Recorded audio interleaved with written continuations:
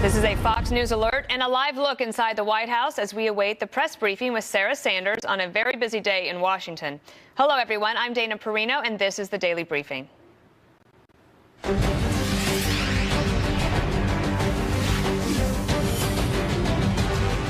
Investigators are now questioning whether Las Vegas shooter Stephen Paddock acted alone, pointing to his arsenal of weapons, explosives, and over 1,600 rounds of ammo, saying he likely had help.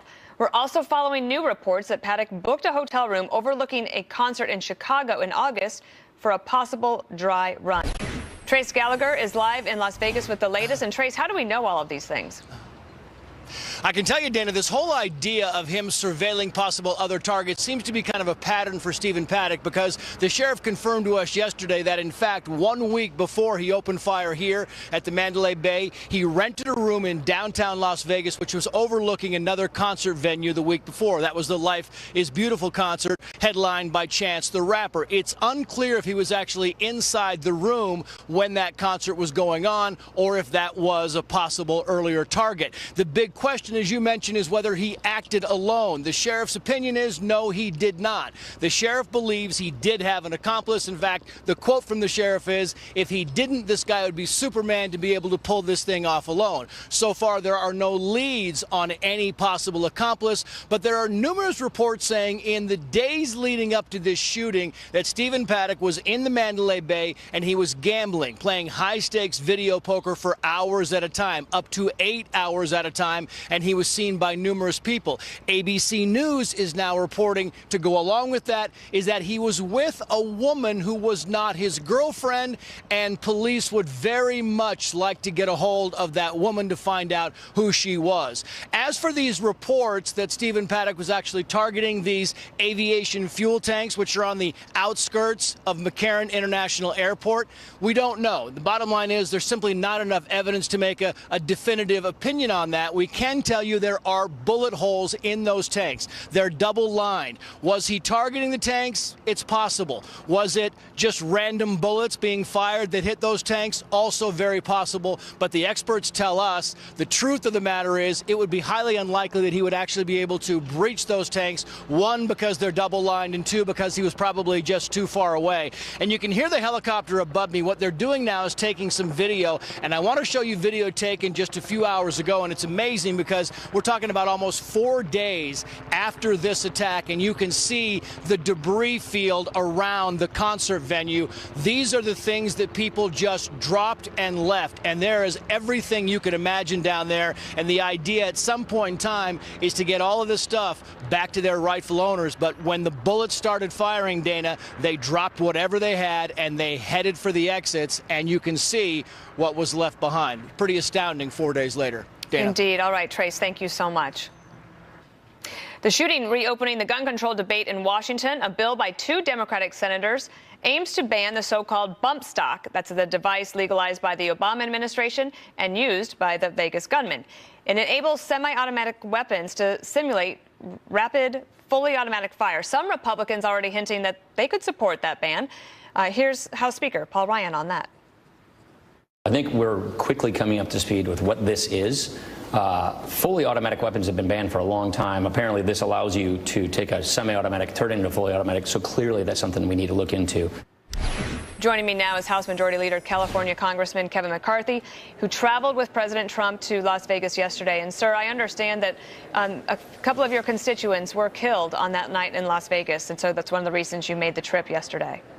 I lost 4 constituents that day, from Bailey Schweitzer, 20 years old, to Jack Beaton, who was celebrating his 23rd anniversary with his wife. When the shots rang out, he became a shield for his wife. And he gave the ultimate sacrifices of life to protect her. I have an off-duty officer, Bakersfield police officer, that I went to visit yesterday, Aaron, who's in the hospital. He's doing much better. But there were 8 total constituents at that concert that were wounded and 4 who were killed. What was it like yesterday to be with President Trump on the flight, and then with him when he was visiting? Because he's had to do a lot of sort of disaster recovery in these types of visits. And I thought yesterday he was actually quite inspiring when he spoke after he had seen some of the patients. Well, you know how difficult this is in a situation like this for a president. And think about what his week was, going to Puerto Rico, and then the very next day going out here. And I felt the president and the first lady was moved by what they saw, but I also felt his words were helping America heal. I saw personally the way he met with those who were wounded. He uplifted them, inspired them, but it moved him personally. And I watched from the first responders. He just has a special connection with them. And we had others than just first responders, those individuals out there that just ran out and helped, not knowing anybody that was even hurt, but risked themselves to help them as well. Yeah. I thought yesterday was a day that to move past a terrible situation, but start the process of healing. I thought that was one of his finest days as president.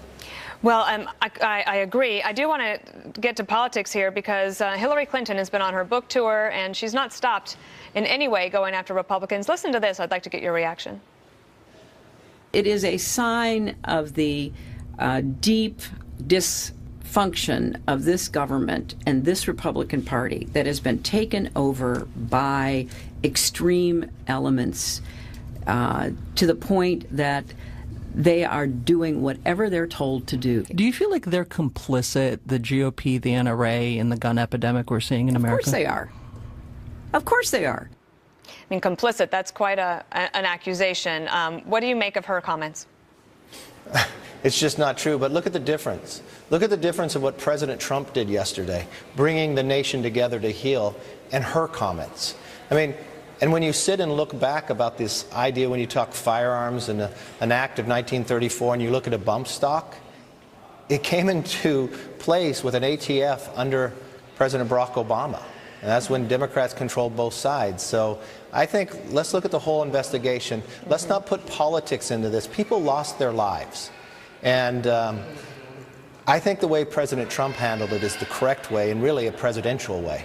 Do you think that the Congress could move pretty quickly if there is agreement on banning of bump stocks? Could you see that passing fairly soon? This is definitely an area we should look at.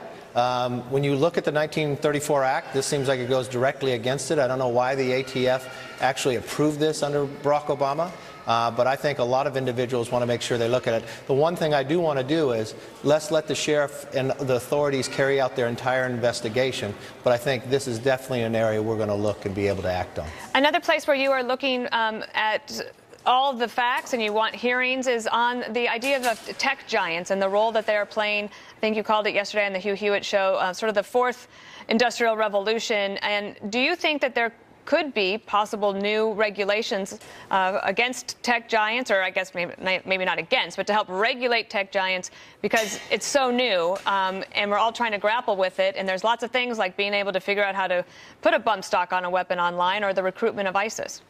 Well, the one thing you do want to do, you want to make sure we have security, but we have to protect our First Amendment's rights as well. And there's a way to do that, because we're living through the fourth industrial revolution, where if you just look back to 2010, when they approved the bump stock, Uber only had 3 cars, but today they're worth more than Ford, Honda, or GM. So we have to modernize our laws to keep up with the current times of where we are. And this is an area we should look at, because we want to be able to protect our citizens, but also protect our First Amendment rights. And instead of creating a new agency, I think this is a great place that we can work together with those in the Valley and those that are lawmakers as well. And let's find that we have a modernized legislation to deal with the continuing future. Let's take the traditions of the past, but let's apply it to a changing future. It does feel like the technology has gotten ahead of the legislative process or the regulatory process, and I imagine that you would like to try to fix that. I would most definitely like to fix that. I think from an innovation point of view, this is where this Congress should be, and we should be moving faster because we are behind. When we just passed a bill last year dealing with emails, the last time we dealt with that, Top Gun was the #1 movie. So I loved technology is moving quite fast. That was a good movie, though. That was a great movie, but we want to make sure our technology is moving just as fast as he would fly in those planes. All right. Well, our condolences to you and your constituents, the families there. We are so sorry for all that happened, but we appreciate you coming on to talk about them today. Thank you for your thoughts and prayers. Okay. Thank you so much. That was Kevin McCarthy, the Majority Leader in the House of Representatives. Today's White House briefing is about to get started. We're going to take you there when it gets underway. Plus, how the push for new gun laws in the wake of Las Vegas could actually hurt Democrats. That's next.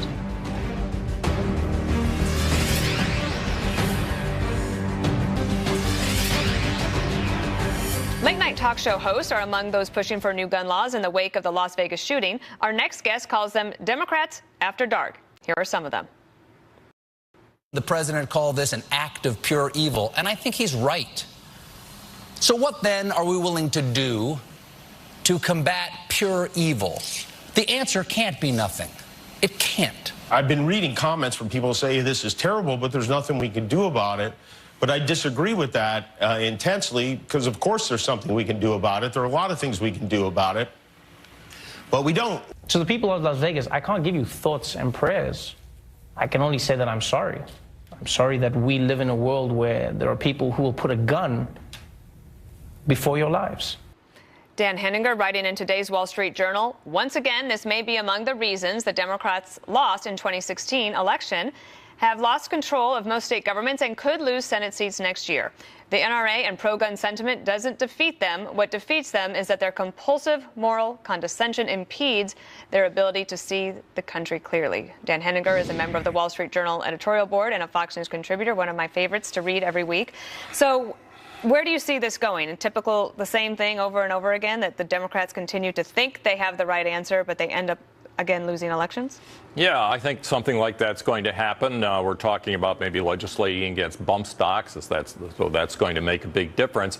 But what's fascinating, Dana, is that because these mass murders happen recurrently, and because gun control is in the news all the time, opinion pollers survey the American people constantly on this subject. Mm-hmm. And what they have found out is absolutely fascinating. For instance, 2 years after Newtown, the terrible shooting up in Connecticut, Pew took a look at what people's attitudes were, and they actually had become more in favor of guns rather than suppressing guns. In other words, it's counterintuitive to what liberals think. And in fact, the high point, right, the Roper-Gallup poll found the high point for banning handguns in the United States was 1959, when 62% wanted to ban handguns. That line has gone straight down to 26% in 2014. So the American people understand something out there about the threats that are posed against them, and they don't really feel strongly about banning handguns or rifles to protect themselves. A former colleague of yours, Bret Stephens, now writes for the New York Times, a very provocative column today saying the headline is "Repeal the Second Amendment." I don't know if he was just trying to push the Democrats into maybe doing that, you know him better maybe than I do, but do you think that the Democrats would see that and think, oh, now conservatives are on our side, when actually, in fact, find out that one of the things that's actually consistent in all of this polling that you showed today is that people support the right to defend themselves? Yeah, no, I don't think too many conservatives are going to join Brett's call for repealing the Second Amendment. The right to bear arms and protect themselves is part of the culture of the United States. And, you know, I think we have laws on the books to protect ourselves against gun registration and so forth. You can't have assault weapons, machine guns. And in fact, it's like crime in New York City. There's not a lot of crime in New York City, and that's because the police department does a good job of enforcing the law. And I suspect that a lot of the people in charge of regulating guns are doing a good job of regulating and keeping guns out of the hands of the wrong people. But that does not mean that every now and then somebody like Stephen Paddock is going to be able to assemble a lot of weaponry and commit a crime like this. Since you're a historian, can I, in the last question for you, can you take us back? So the Founding Fathers, they're working on the Constitution, and they have the Second Amendment. And some people, even in Brett's column, they say that James Madison would be mortified today if he saw what the Second Amendment was. But what were they thinking at the time, and how is it relevant to today? They were thinking at the time that they'd come to a new land that was often hostile, and the American people had to defend themselves. When you think, Dana, that between, say, 1776 and the middle of the 19th century, Americans rolled across that frontier, fighting off animals, fighting off hostage Indians, and so forth, they had to protect themselves. That phenomenon is endemic to the American system and culture. It's almost unique. Europeans haven't gone through that for hundreds and hundreds of years. Okay. But we did. And I don't think you're ever going to get Americans to agree that the Second Amendment should be set aside in the United States. All right. Well, thank you so much. We appreciate your perspective. He writes every day, probably, for the Wall Street Journal editorial page, but his column is on Thursdays. I never miss it. All right. We're awaiting the start of the White House press briefing. We'll take you there as soon as Sarah Sanders gets started. and giving back as only former presidents can. How the 5 living former leaders of the free world are now taking the lead again to provide hurricane relief for those victims of those storms.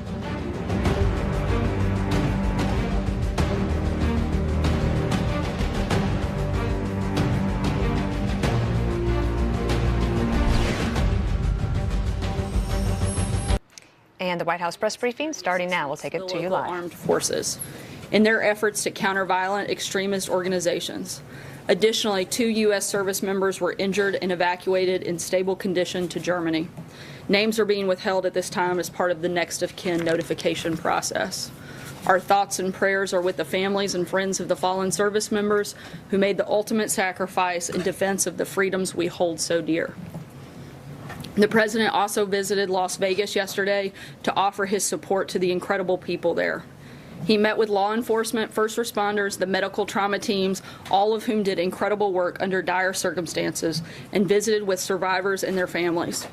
The president was deeply touched by the spirit of the people in Las Vegas. In one particularly stirring moment at the hospital, the president met 28-year-old Thomas Gunderson, who is recovering from a gunshot wound to the leg. After being shot, Thomas drug himself behind a row of bleachers and began worrying that he may bleed out. But 2 young women rushed to his side, one tied a belt around his leg to stop the bleeding, and others rallied a group of men to carry him to safety. He suffered a torn muscle in his calf, making it difficult to stand. But when the president and the first lady walked into his room at the hospital, he endured the pain and rose to his feet. When asked why he did it, Thomas said, "I will never lie down when the president of this great country comes to shake my hand." The Las Vegas Strong hashtag that has swept across social media in recent days could not be more fitting. Looking ahead to tomorrow, the Vice President will be traveling to Florida, the U.S. Virgin Islands, and Puerto Rico. He will meet with survivors, local officials, and first responders and personally assess the massive recovery efforts.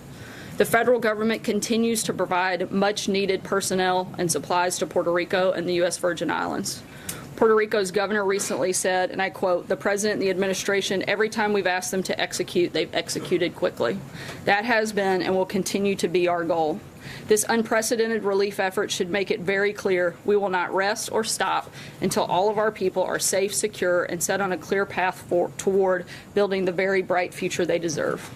And with that, I will take your questions. Sarah? Jill? Sarah, 2 topics for you. I want to start off with gun control. Does the president support legislation that would ban or regulate bump stocks? Right now, our focus, as we've said over the last couple of days, has been on healing and uniting the country. The investigation still continues to be in very early stages.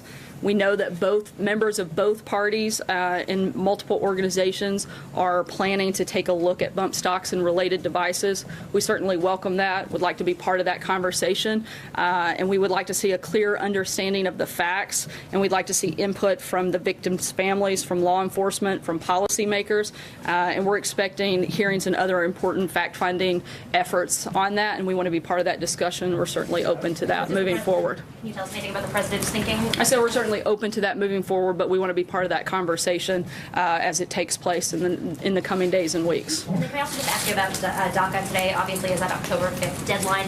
Is there any thinking right now about potentially extending that deadline because so many people have yet to actually submit their renewal forms?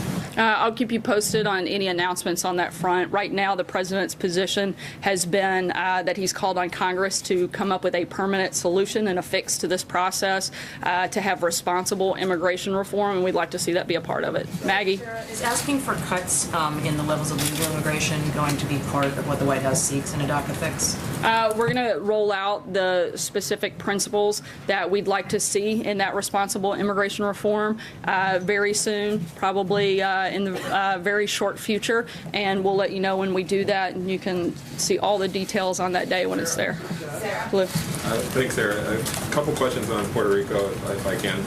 The president said that the debt in Puerto Rico is going to be wiped out. Director Mulvaney sort of cleared that up a little bit, saying we shouldn't take the president word for word on that.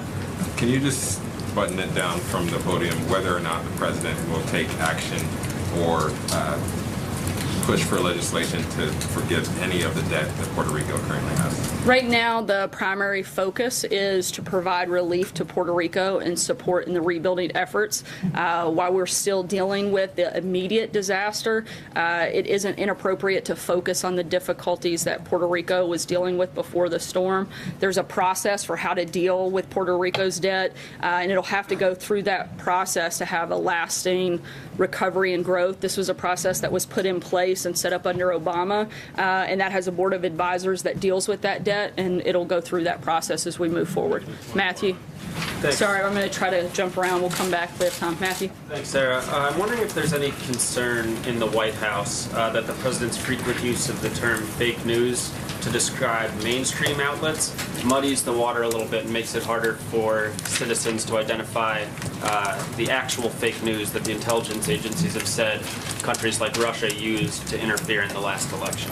I think that the president has a great frustration with the fact that a lot of times you have inaccurate information that's being presented as factual. A lot of times you have opinions that are being presented as news, and they're not. And I think that that is a real concern and something that certainly should be looked at. What does he see a distinction between erroneous reports or reporting that he finds offensive and the type of fake news that we saw pushed during the election by Russian intelligence? Does he see a distinction there? We see a problem with any stories that are inaccurate or untruthful being presented to the American people as facts.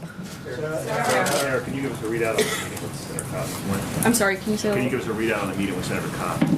The president routinely meets with senators and House members, and this wasn't anything beyond that. They talked about a number of issues. Obviously, Senator Cotton has been somebody the president has worked with regularly since taking office. We're going to continue to do that. If we have further information, we'll let you know. Major immigration and Iran among those issues too. I think both of those topics were discussed. Beyond bump stocks, the president have as open an attitude about other methods of gun control that have long been debated, or is the White House openness, which you just described, and being willing to be a part of that conversation, limited to one on bump stocks? The president's a strong supporter of the Second Amendment. That hasn't changed. This is a president who wants to look at, I think, at this point in the process, I think we all need to take a step back. We had one of the most horrific tragedies that's ever taken place on U.S. soil, and before we can run out and start talking about the preventions for something like that to happen again, which we all certainly want to do, we have to determine what caused it. We haven't gotten that far down the road. That's something that law enforcement agencies are all collaboratively working day in, day out to do.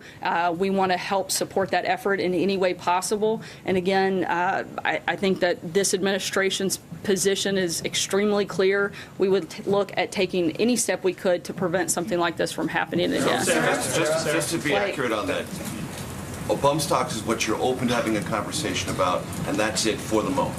That's something we're certainly open to having that conversation.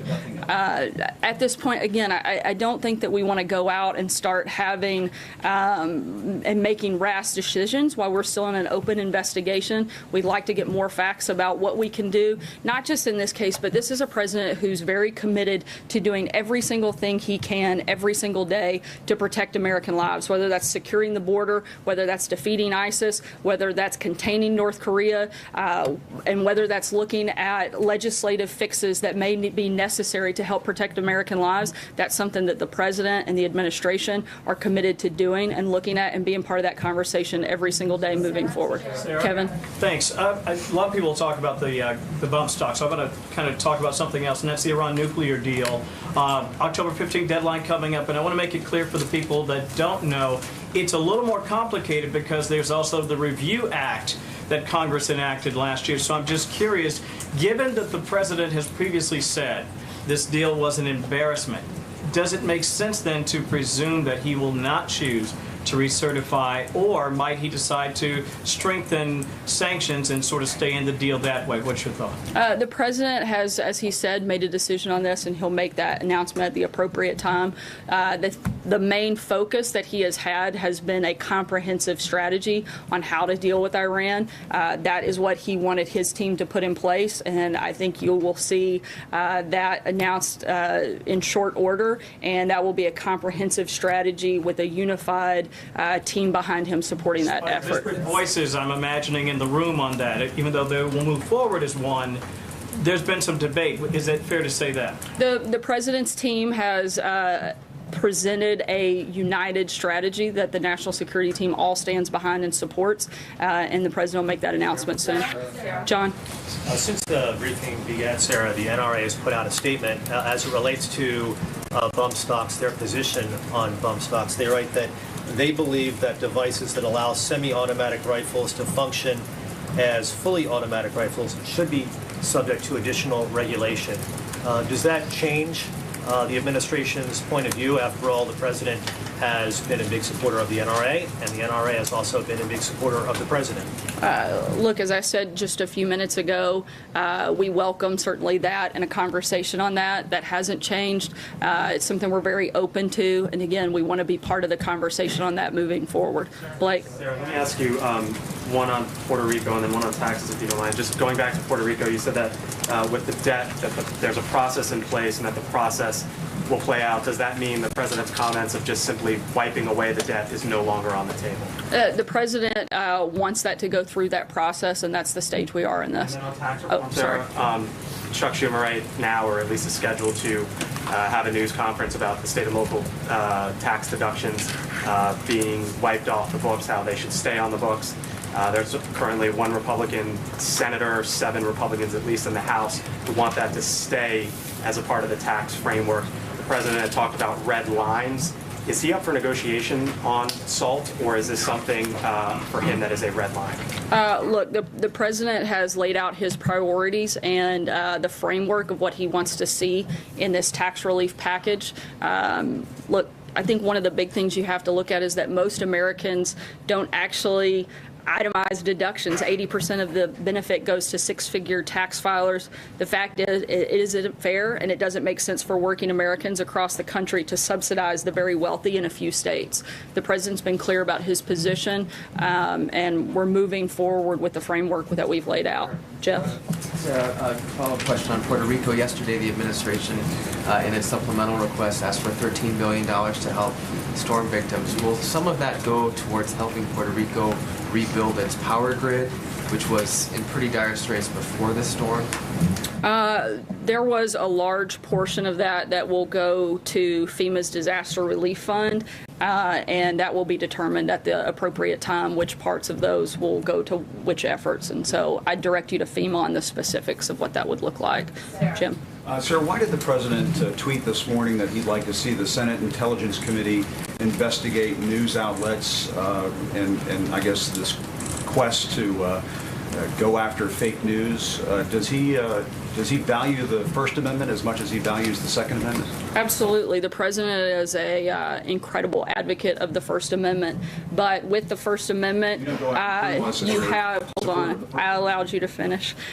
With the First Amendment, with those freedoms also come responsibilities. And you have a responsibility to tell the truth, to be accurate. I think right now, when we've seen recent information that says that only 5% of media coverage has been positive about this president and this administration, while at the same time you have the stock market and economic confidence at an all-time high. ISIS is on the run. Unemployment's at the lowest it's been in 17 years. We've cut regulations at a historic pace. We're fixing the VA for our vets. You've only found 5% of your time to focus on some of those big issues, and frankly, those are the issues most Americans care about. Not a lot of the things that you cover, not a lot of the petty palace intrigue that you spend your time on. I think that we need to move towards a certainly more fair, more accurate, and frankly, a more responsible news media for the American people. May I Sarah, if I could follow up on that. Sorry, I'm going to try to get to everybody, and like I told your colleague, if I have time. Very quickly, though, should Congress investigate news outlets? No. Chief questions. One is Governor Brown in California just signed a sanctuary state statute, and I'm interested in what efforts the administration will make to block the move, and whether this signifies that the administration's efforts to crack down on sanctuary jurisdictions has failed, given that California has more than 12% of the nation's population, and it will now be an entire state that's under the sanctuary designation. Look, we are spending every day we can trying to find the best way forward. The president will be laying out his responsible immigration plan over the next week, and I hope that California will push back on their governor's, I think, irresponsible decision moving forward. My second question was a follow-up to Jim's. Hold on, I'm going to try to get to everybody today. Thank you. Kristen. Sarah, was the president upset that his Secretary of State didn't deny calling him a moron in his public remarks yesterday?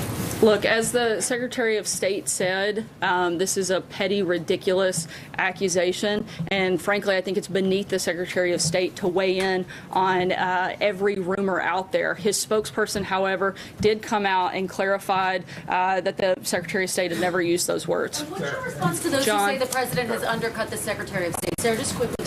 I think it's the premise of that question is absolutely ridiculous. The president can't undercut his own cabinet. The president is the leader of the cabinet. He sets the tone. He sets the agenda. And I think that question makes no sense because of that. John? Thank you, Sarah. Two questions. First, let me follow up on Kevin's question earlier about the Iran agreement. We know that discertified does not mean a complete cut, and it would still keep the U.S. in the negotiating procedure.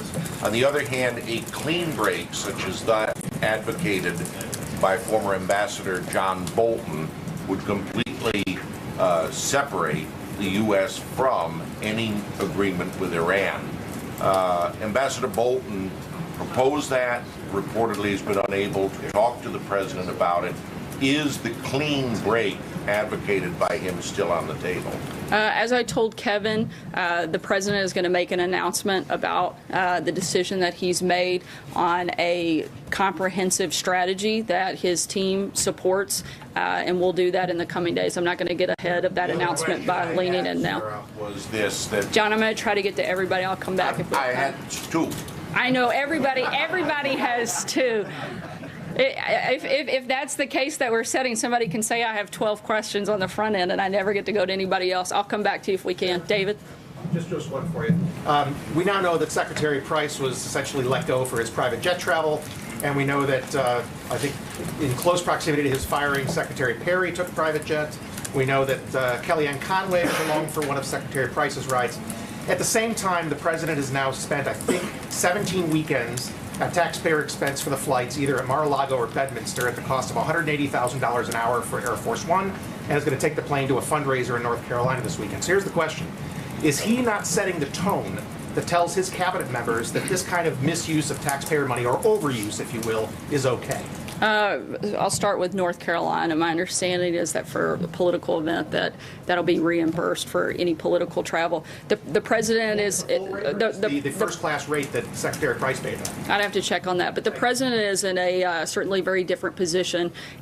He's not allowed to travel in a different way other than in a secure airplane as Air Force One. Weekend, does he? I mean, he could stay here and work like the former president. The president certainly hasn't been there every weekend, and every weekend that he's traveling, no matter where he is, the president is working. He's hosted foreign leaders on several of those trips, which have led to some great accomplishments. They've led certainly to putting further pressure, unprecedented pressure on North Korea, in large part because of the relationship development that's taken place at some of those weekends that you're attacking for. This is a president that is committed to helping move his agenda forward, and certainly I think that those weekends have been very successful in doing that. Alex? I want to ask about the president's tweet this morning about the Senate Intelligence Committee. Is he frustrated with how long the investigation into alleged Russian election interference is taking? I think more importantly than the president being frustrated, I think the American people are frustrated. The Senate Intel Committee told us yesterday that after nearly 9 months of investigated, that's included more than 100 interviews over more than 250 hours, 4,000 pages of transcripts, 100,000 pages of documents, interviewing officials in the intelligence community who wrote the report on Russian election meddling, interviewing relevant Obama administration officials, and talking to every Trump campaign official they've requested. It's literally found zero evidence of collusion between the Trump campaign and Russia.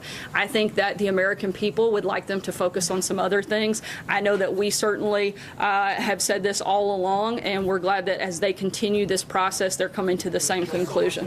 Yes, Sarah, thanks. On the Kurdish vote last week, I'm wondering, the U.S. commanders have regularly praised the Peshmerga for their ability to fight ISIS. What message is the White House and the U.S. government sending to them now by not backing them in their desire for independence? Look, we've been clear and consistent on that. It hasn't changed, and we're not going to weigh in any further than we already have. Trey. Sarah, does President Trump believe the Senate Intelligence Committee should investigate American media organizations? I don't know that that's the case, but I do think that we should call on all media to a higher standard, and certainly I think I weighed in very clearly what our position is when Jim asked a question earlier. Intelligence Committee looking into the fake news networks in our country. Look, I think that you have a lot of responsibility, and a lot of times false narratives create a bad environment, certainly aren't helpful to the American people, and you have a responsibility to provide and report fair and accurate details, and when we don't, that's, I think, troubling for all of us. Sarah, you've said several times that the White House wants to be part of the conversation on bump stocks. The president said himself this week we'll be talking about gun laws as time goes by, but you also suggested, I think, and just to clear it up, that the time to talk about that is after the investigation has gotten to another stage or wrapped up? I mean, if not now, when is it appropriate to start having this conversation about policy? I haven't said that the investigation has to be fully complete before conversations can take place, but I think we have to be careful that before we go out and try to talk about things that prevented something, we need to know what caused it in the first place, and we're not there yet. We're still in that process. We certainly want to, again, look at every way that we could prevent anything even remotely close to this from ever happening again, and we want to be part of that process, and we hope to. If I could just ask one question just to clarify the White House's position on these bump fire stocks. This morning in a couple of television interviews, your colleague Kellyanne Conway suggested that the ATF in 2010 made a decision that these bump stocks were firearms parts and not firearms themselves and couldn't be regulated under the existing law. Is it the White House's view that that was the wrong decision on the part of the ATF? I'm not aware of Kellyanne's comments, so I'd have to look at that before I weighed in. I'd want to have all the information in front of me before I could answer that. But again, I think the bigger point here, we're open to having that conversation. We think that we should have that conversation, and we want to be part of it moving forward. Sarah, I have two Las Vegas questions. One, is the administration considering overriding the 2010 Obama ATF ruling on bump stocks? Like I just said, I think that's something that we should look at. We're very open to it, and we want to have that conversation and move forward in the process. And second, Dina Titus, Democratic Congresswoman from Las Vegas, said she personally delivered a letter to a member of the White House staff yesterday inviting the president to meet with the gun violence task force. Did the president see it? Is he going to say yes? I'm not sure if he saw the letter, but I think we'd certainly be open to having a meeting with a number of different organizations and people that would be involved in this process. Certainly. You got the letter? Again, I'd have to check before I could comment. Sarah, the president had even preliminary conversations with congressional leaders about bump stocks, and did he talk with any of the rescuers in Las Vegas about these devices? I know the conversation came up in the very early stages with some of the members that were traveling yesterday, but nothing definitive. Again, opening up that conversation. And like I've said several times today, that's a discussion that we welcome and that we want to be part of. April. Sarah, over the last couple of days, the president has used the word fear, hate, and cruelty. And since you're saying you're having conversations on different things as it relates to Las Vegas, what is the conversation when it comes to the issue of terror? You've not talked about it yet. You've not classified it as such. And talking to people from both sides of the aisle, they're saying there's no one settled or universal definition for terrorism. But we've seen Timothy McVeigh with Oklahoma City. We've seen work with Mother Emanuel in Charleston. I mean, under all circumstances that we've seen so far, people were intimidated, scared, ambushed, military style, in a planned, thought out effort, be it whether it's political or not. They were terrorized. Is this administration willing to start, since they're having conversations about other things, was this terror, domestic terror? I think that's something for the law enforcement communities to define and identify. I think the bigger thing that this administration certainly has been focused on is the prevention and looking at how we can stop things like this from ever happening again. I don't care how you label it. It's something that should never take place in this country, and this president is committed to looking for ways to prevent it. And lastly, Hallie? what about that shirt? Sorry, I've limited everybody to one question today. Had that shirt saying nasty. What does this White House believe? The president went there.